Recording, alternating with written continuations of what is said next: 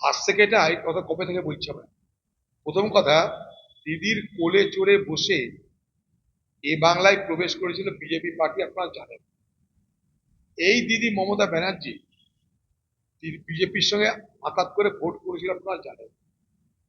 এই মমতা ব্যানার্জি বিজেপি সরকারের মন্ত্রী ছিল, আপনারা জানেন।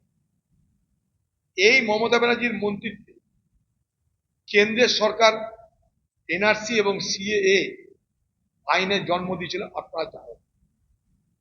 এই মমতা ব্যানার্জি ক্ষমতা আসার আগে এই বাংলায় আরএসএস এর 100, 200, 400 হয়তো শাখা সংগঠন ছিল, আর সেটা কয়েক হাজারে রূপান্তরিত হয়েছে। অথচ কংগ্রেসের অফিস ভেঙে দেওয়া হয়েছে, বামেদের অফিস ভেঙে দেওয়া হয়েছে, কোনো অসুবিধা নাই।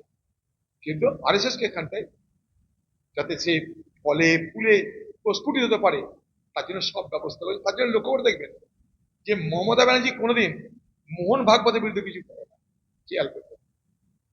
মোহন ভাগবতের বিরুদ্ধে কিছু বলে না, নীতিন গাডকারির বিরুদ্ধে কিছু বলে না, রাজনাথ সিং এর বিরুদ্ধে কিছু বলে না। মোহন ভাগবত আজকের আরএসএস এর মাথা, তার বিরুদ্ধে মমতা ব্যানার্জি কিছু বলতে শুনেছে? কারণ তার সঙ্গে নাগপুর আর ভবানীপুর, তাদের সঙ্গে খুবই মধুর সম্পর্ক। নাগপুর আর ভবানীপুর সম্পর্ক বড় মধুর, তাই ভাগবতের সঙ্গে দিদির কোনো মারামারি। খেয়াল করুন, বাংলা মানুষ সবকিছু ভ্রমের দ্বারা পরিচালিত হবেন না। আপনারা কান দিয়ে জগৎ দেখবেন না, চোখ দিয়ে জগৎ দেখুন। অনুরোধ, দাবি আপনাদের কাছে আমার।